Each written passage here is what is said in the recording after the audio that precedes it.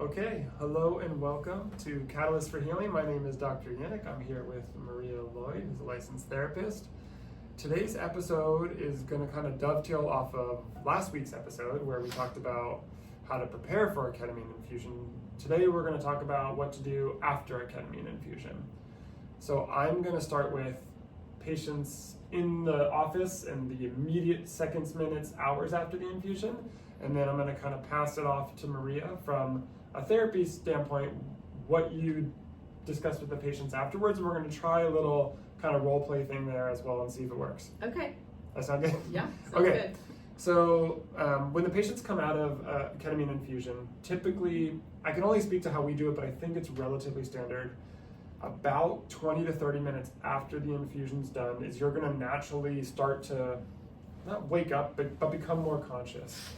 And so the way we do it in our clinic is we slowly turn the music down around 20 minutes, just as a cue to the patient, like, hey, this session is coming to an end, because sometimes patients are like, I don't know when this is over. And so I think it's a nice thing to at least give them some cue, like, hey, this is over. Mm-hmm. But at the same time, that's a beautiful time to really still sit there and be present in it, because it's really still quite active. Yeah. And so we really try not to rush the patient there. Mm-hmm. We encourage them to keep the eye mask on. If the headphones are comfortable, keep them on as the music starts to come down, and just be present in your thoughts. You probably are going to start, if you were having maybe visuals and things like that, those will probably dissolve away first.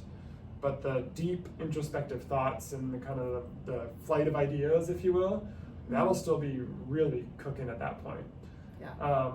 When you come to, I think instinctually, especially as the eye mask comes off, is you're going to try and like be a functional member of society again. Yeah. Right? Like there's going to be a maybe a nurse there and a provider there. So there's usually at least one person there. Just remember, they have done this thousands of times and they're used to the person being a little bit intoxicated. Yeah. And so you should not feel remotely judged. You're going to probably slur your speech a little bit. Yeah. You're gonna feel off balance and off kilter. And very dizzy. Right, exactly. That's probably the biggest. And so I think just acknowledging that you're in a zone where you're not being judged and you can be yourself, I think can hopefully allay any concerns you have of trying to come back to consciousness right away, and really just sitting there and being in the moment. And so we will give patients journals at that moment, like right before the infusion, that they know if they want to, they can write stuff down. We will also give patients opportunity, if they want us to like record them after the infusion, we can do that. So like if audio or video, we prefer audio, which is a little less invasive. But if they're like, record what I say afterwards, and usually they'll know maybe a session or two after if that's something they want. It's usually not the first one. And they'll start just talking. Yeah. And we as the provider try and really be hands-off during that. Mm-hmm. I am not a therapist, right? And so I don't ever want to even pretend to be one. But I just try and hold space for the patient and let them say whatever's coming to the mind. And I try not to come in with my own thing, because the patients at that moment are really distractible and impressionable, and I don't want to take them down a route that their mind wasn't going down. I would say most patients sit in the chair 10, 15, 20 minutes after already the 30 minutes after the infusion, so we're at about an hour and a half at that point. And at that point, most patients are starting to be able to kind of get up on their own, drink some water, and go on their way. So usually probably an hour and a half, 2 hours, patients are leaving the clinic. They'll have a family member drive them home. Sometimes it's a ride share. The couple hours after the infusion, obviously, I know what patients say, but maybe you can speak to it. The couple hours after the infusion, like an IV infusion, we're talking about that side of things. What's it feel like? I mean, it's very relaxing. Okay. So I think you're gonna have the combination of feeling a little bit sedated and dizzy. In my experience after the IV, for another hour at least, probably two, where the disoriented a little bit. And then, but very calm. There's something about that working on the nervous system to relax you, and so there's a just overall sense of well-being, calm, like rest that I've experienced. Mm-hmm. Is that what most people say? Yeah, I think one of the common themes I get from patients is that like all the normal stuff, like the kind of little things that typically bother me or trigger me, they just almost seem superfluous. Yeah. Like they're just like, why did that bother me before? Like why did the person, stopping at the yellow light annoy me so much when I wanted to go through the yellow light or something like that, right? Yeah. And I think there is something intrinsic to these medicines that just kind of cut out all that stuff. Like that's not important to life, right? And I think that becomes obvious usually pretty early on. The only caveat I would say to that is for patients that have maybe some side effects afterwards, nausea, motion sickness, I think those side effects can be so strong that any of the positive effects, especially early on, are going to be masked. And I think the motion sickness is the most common thing we see. And so advice I have for that, obviously, we give Zofran during the clinic, and if they're feeling nauseous afterwards, we give another dose of Zofran. We recommend that the patient keep the eye mask on as long as they can, and then when they're about to get up, let's say they're going into the car, eye mask back on, because there is something with the disconnect between your vision and where your mind thinks you are in space that I think triggers this kind of motion sick vestibular response. What do you see and how long that lasts? I've rarely ever seen it last more than about 2 hours. That's and that kind of correlates with the half-life of ketamine, so I think that makes sense. But at the end of the day, like there are some patients that have pretty persistent nausea like throughout the day. And some patients with headaches. Well, these are the things we should talk about. Yeah, let's talk about that. So headaches and trouble sleeping. Yes. Let's go into those two things. What else do you see? So, we're talking about the things to maybe expect or prepare for after. So I think it's important to know these are possibilities and how you respond to them, so they're not, so you can come in with some idea of how you would do it. So with headaches, typically, even if patients have migraines as a history, the headaches from ketamine tend to respond really well to Tylenol. Oh, good. 1,000 milligrams of Tylenol, obviously talk to your doctor as much as Tylenol is safe, but for most headaches that are triggered by ketamine, that works pretty well. Now, the caveat to that is that like the really rare forms of headache. Now, I think if this is like a typical tensiony headache, kind of circumferential, not the worst headache of your life, but just kind of like an annoying dull headache, that's the kind of headache Tylenol works well. Mm-hmm. You can always reach out to your provider if you have concerns, like is this a normal thing to be feeling? But just know that kind of relatively mild to moderate headaches after a ketamine infusion are pretty normal. Sleep. It's so variable. Yeah, it's so variable. Some patients, best night of sleep they've ever had. I know. Right? And some patients can't sleep a minute. Yeah. It's hard to predict. And so I think, if you're someone that errs on the side of maybe insomnia, try and have an infusion, or maybe sensitivity to stimulant type things like caffeine, try and maybe have your first infusion more in the morning, if possible. But at the end of the day, like, your body's going to sleep when it really needs to, and so I try and reframe it for the patients. And maybe this is a little hocus pocus, but it's like, look, if your body's not able to sleep, like use this as a time to be like, all right, like I've got ketamine in my system, my brain's neuroplastic, like let's see what I can do. And I've had patients that have gone and played the piano all night, or patients that have drawn. Just take advantage of the extra hours. We do talk about doing something artistic, and Yeah. that is a very powerful thing to do after. Yeah, Once maybe you going to come that. out of those 2 hours. Well, I mean, any kind of expression, whether Yes. it be painting, drawing, writing, music of any kind, it's all heightened with the sensation of coming down. And so people say they're so much more creative. I know you had a book you would recommend called How to Write a Song. Yeah. You were encouraging people to do, because it's almost, I don't know, you have that extra energy to do something that's out of your comfort zone that is creative in the space after. And that's part of the heightened neuroplasticity, I would assume. Totally. And I think there's a certain ineffability of psychedelics, ketamine as a whole, and sometimes it's really hard to write what you feel or see. And so I think that's the beauty of art sometimes, is it's much more a reflection of your feelings. Yeah. And so even if you don't play music, you'd be surprised. Like if you have a piano in the house, or if you have drums, or something that you just feel like you can just make sound, it sometimes can feel really natural to people. Yeah. I think as adults, we all these things get pruned away that as kids we just mess around with stuff. Yeah. And I think this is a beautiful time to experiment with different artistic endeavors that maybe you have written off since you were in kindergarten, right? oil painting, Yep. clay. I had a patient that just said that they loved like just building little clay figurines and like just using their hands and being Yeah. touching something, which I think is beautiful. And it's not doesn't have to be anything purposeful. It doesn't have to be No. I need to recreate the scene that I had in my ketamine. No, Right. I think there's It's just using that creative muscle again, Yeah. because a lot of that gets lost in depression, anxiety. Yes, yes. You have no access to it. Yeah, and I think this kind of leads me to a train of thought that I think is the main theme is after the infusion,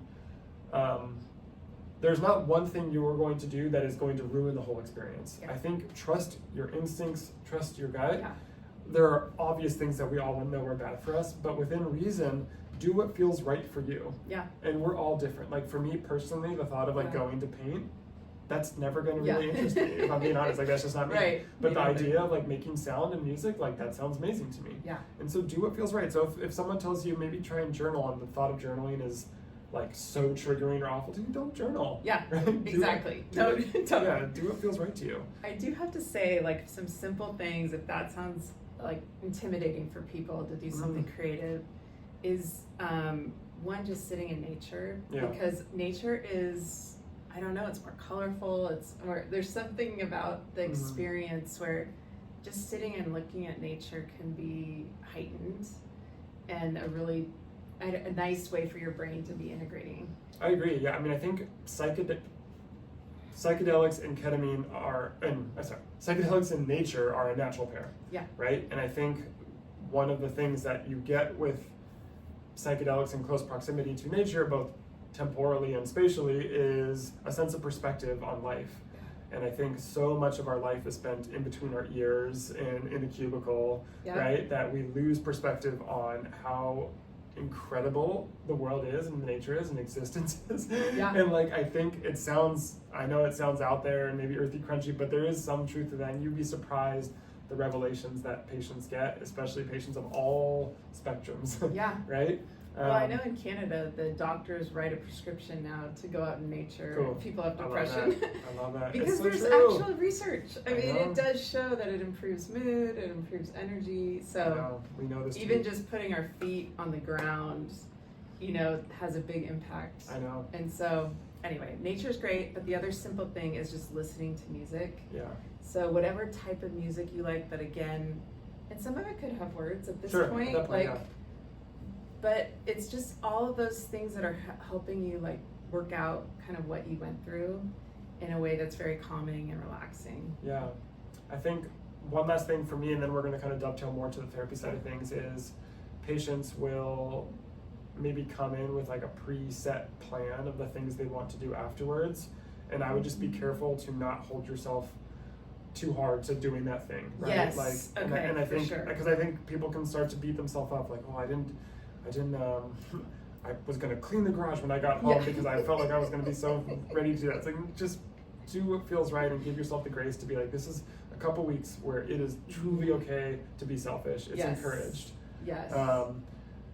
Okay. And don't put, like you said, we have ideas, but don't put any pressure. I tell people, like, write a list of things that Sure, sound exactly. relaxing and calming, and then look at it and ask yourself, like, what, in that moment, what do you feel like you need? Yeah, I think it's a great idea. Yeah. I actually haven't thought about it that way. I'm going to take that because I think it's a good idea to come in with some sense of the things that you might want to do. Yeah.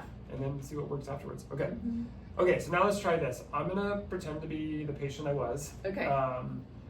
I'm coming to you after my first IV infusion. You are the therapist. Yep. And I want to just You're kind the of go same over. one I saw. Yeah. Okay. Let's go over Last kind of episode. some of the, we're not going to get into the personal therapy side of things, Yeah, but yeah, maybe yeah. some of the stuff you would talk to in what we would call an integration session. That's typically kind of the term in the psychedelic space Okay. of integrating the experience. Now, it's not just integrating the 40-minute infusion, it's usually integrating the totality of time since the infusion started to when they see the therapist, right? Because a lot can happen in that time.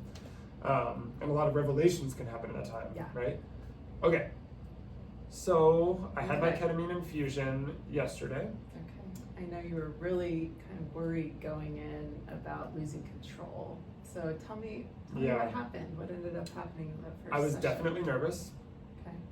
and I Did you do I anything felt to like ground yourself? I did the the meditation that you recommended. Okay. I found one that was called Surrender, and I'm not sure I meditated right, but I felt like it calmed me down a little bit. Okay.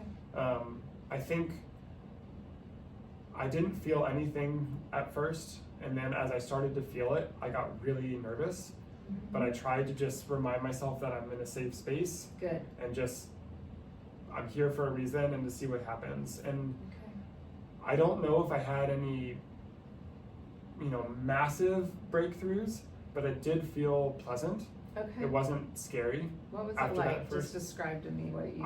I felt kind of light and floaty, Okay. and there were some bright colors, maybe not so many like specific images, Yeah. but kind of just light and floaty. Okay. Was it scary at all? When there was a moment where I got scared, but it wasn't Okay. like something I saw. It was, I was like, I know what, I was getting the medicine, and I could feel the medicine. Yeah.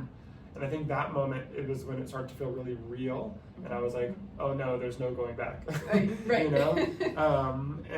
I tried to go back to what we discussed, and go back to that, just, all right, trusting this process and letting go. And I think it kind of worked for me.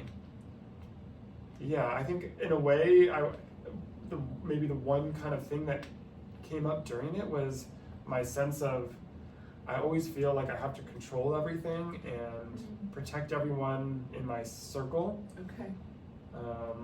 And I feel like sometimes me protecting them so much, I'm actually could be pushing them away. Okay. But it wasn't something specific, it was just a feeling I had. Yeah. So does that happen in your life a lot, where you feel like you're protecting them so much and holding on so tightly to Yeah. that control? Have you noticed that in other relationships in your life? I think so, because I think I want to protect them, right? And I think there's a lot of scary things that can happen in the world, and I feel like I have a naturally anxious personality, and so I'm always thinking about everything bad that can happen. Okay. And I'm aware that not everyone thinks that way, but because I do think that way, I feel the need to act on those things if I think it's going to protect them. But I had this feeling. I think I was thinking during the experience, Yeah. like I was almost in my thoughts, Uh-huh. but of like, why don't I acknowledge that they can protect themselves? Okay. So you had just a different perspective right there. Yeah, So I guess that's so, yeah. powerful. Mm-hmm. I don't know if that's good. I don't know if that changes me, but it's just something I'd never really thought of it that way. Well, and I think that's what you want to just hold, is that slight shift in your perception of, maybe I don't have to do that and hold on so tight, and maybe they're going to be okay. Mm. Just bring that with you the next couple of days and sit with that a little bit more, and we'll see what comes up. And one of the things as we work together, we might want to understand a little bit about protective parts, because what happens in childhood and in our experiences is when there's something that's a trauma, basically, we end up trying to protect ourselves from feeling the pain of that trauma. And oftentimes what you're describing would be like, that's that part of you that comes out, is so afraid and wants to hold on tightly, but it's probably rooted in childhood in some way. Mm. And when you're in your journeys, the parts calm down. Like they kind of rest a little bit, so you can see things from a different perspective, and that can help us unburden that part a little bit and integrate it in a different way, because it's active unconsciously all the time, I'm assuming, in situations where you feel threatened. Mm. So that's something we'll explore more, but that is one of the things just to think about when you're in your journey is these protectors that you've developed to protect yourself from pain are going to calm down enough for you to face what you're really afraid of. Mm. Okay.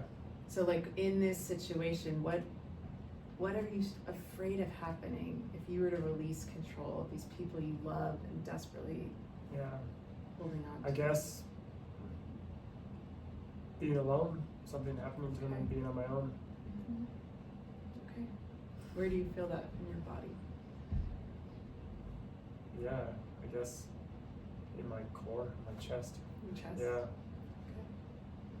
So we can go further with this. This is, maybe this got real. No, I'm just kidding. But so this is, I think what I'm trying to convey in this role playing is I think the subtlety that sometimes it could be. And maybe I wasn't even that subtle. Yeah.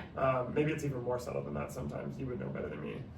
But I would take something like that and go to where did you have that feeling growing up? Yeah. And that gets us accessing. Great. Because the nervous system is carrying the trauma. Yeah. And when we can pair that up, then we can, shift how the nervous system responds to that stimulus. But anyway, I think, so just, I think what you just said is interesting because clients don't come with this huge revelation. So don't expect Right, yeah. I figured out my whole life and, my whole life is going to change. It's just like little tiny shifts and they build on each other. And so by the end of the treatment, there's a lot of awareness growing, and really what it's doing is bringing that unconscious to the conscious, because when we're unconscious, we don't have a choice around changing it. But once we're conscious of patterns or how we behave or things that we're doing, that might need to shift a little bit, then we have a choice to make a different, behavior or change. So yeah, just real shifts in perspective. I really think that's it. And what's cool is that's the manifestation of it in our mind consciously, but neurobiologically, that's literally what's happening is these new neural connections are forming in a mind that has been pruned down by so many years of chronic stress states. That as these connections are starting to blossom out, it's just allowing us the opportunity to think about things in a different way. And it can be really subtle at first, and at times I think it can be really helpful to ask a family member or friend, have you noticed any changes in me?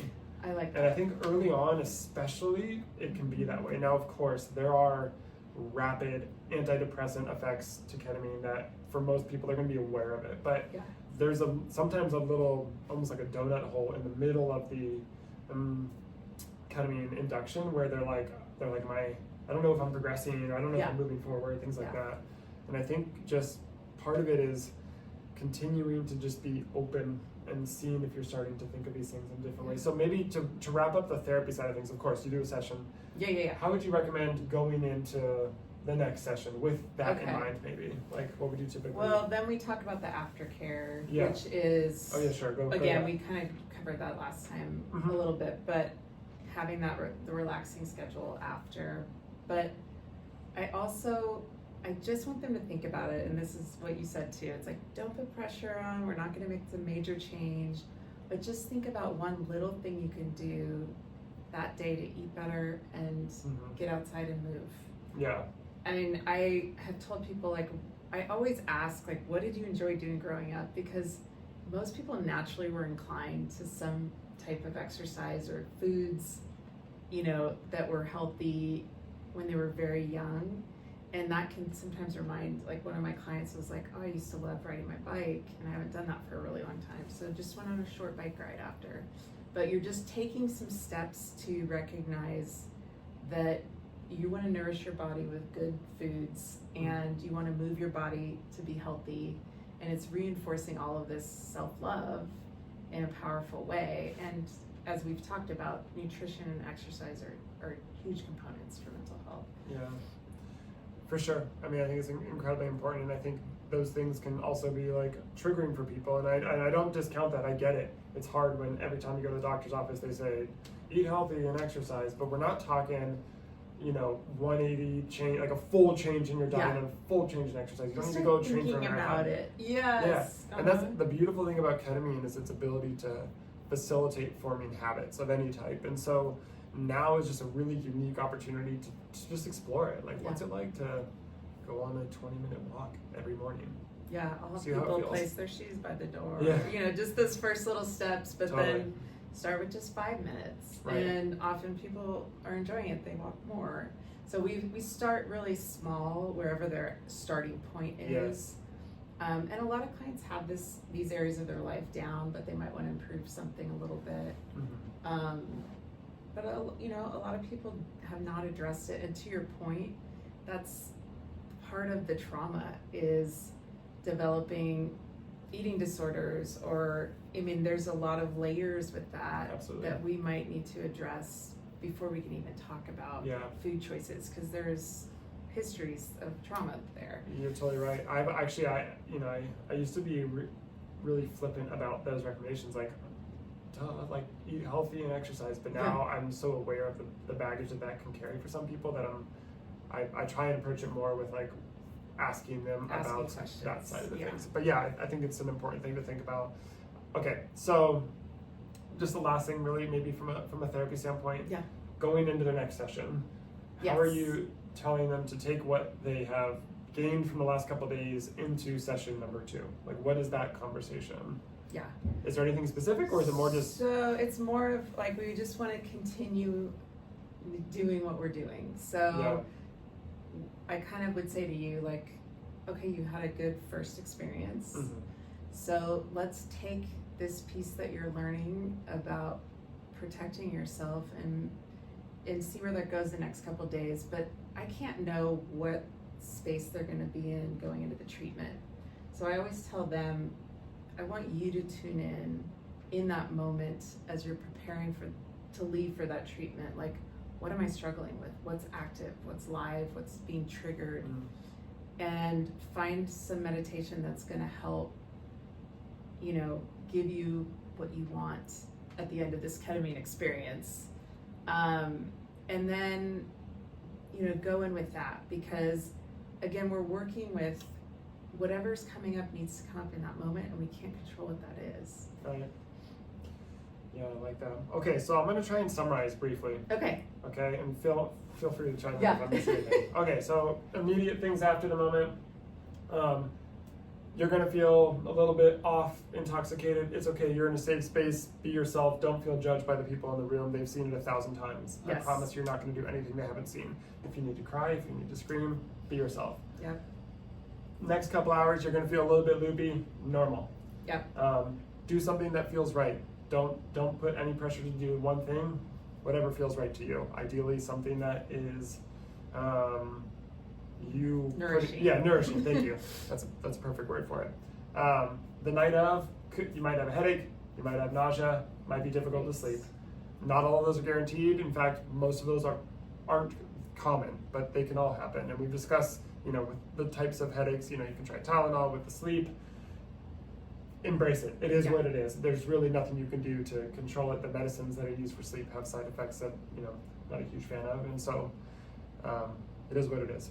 The nausea, again, something that you can talk to your doctor about. It might be something we need to prescribe you Zofran to go home with very rarely if we had to do that. Yeah. We talked about the importance of trying to instill good habits with diet and exercise. Mm-hmm.